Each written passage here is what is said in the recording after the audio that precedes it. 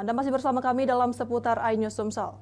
Teka-teki meninggalnya salah satu warga binaan Lapas Merah Mata Palembang akhirnya terungkap.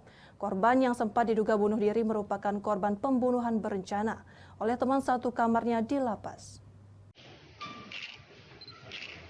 Setelah 2 hari melakukan penyelidikan terkait tewasnya seorang napi Lapas Merah kelas 1 Palembang, Satuan Reserse Kriminal Polrestabes Palembang akhirnya menetapkan binaan menjadi tersangka pembunuhan berencana terhadap korban Sumaryanto 33 tahun. 2 orang tersangka pembunuhan tak lain merupakan teman satu kamar korban di lapas.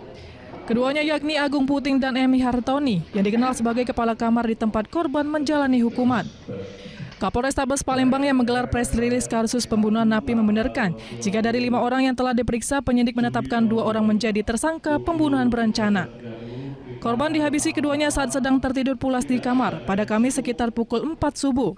Untuk memastikan korban benar-benar tewas, salah satu pelaku kembali menjerat leher korban dengan tali. Usai menghabisi korban, kedua pelaku membawa korban ke kamar mandi dan seolah-olah korban meninggal dunia karena bunuh diri. Kapolrestabes Palembang menjelaskan motif kedua tersangka menghabisi nyawa korban karena sakit hati. Setelah ditegur oleh korban, napi baru tak mau nurut dengan napi lama atau kepala kamar.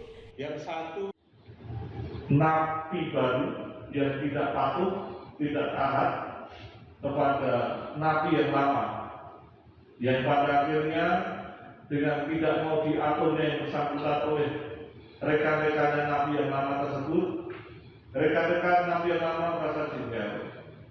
Pada pukul 09.00 atau 21.00 tanggal 18 Juni tahun 2024, 2 orang tersangka tersebut merencanakan pembunuhan kepada korban saudara Sumaryanto.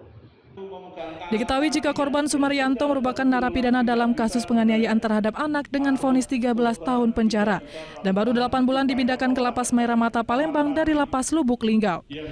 Atas perbuatannya, kedua pelaku yang merupakan warga binaan ini dijerat dengan pasal 340 KUHP dengan ancaman seumur hidup atau 20 tahun penjara. Dari Palembang, Muhammad David, iNews melaporkan.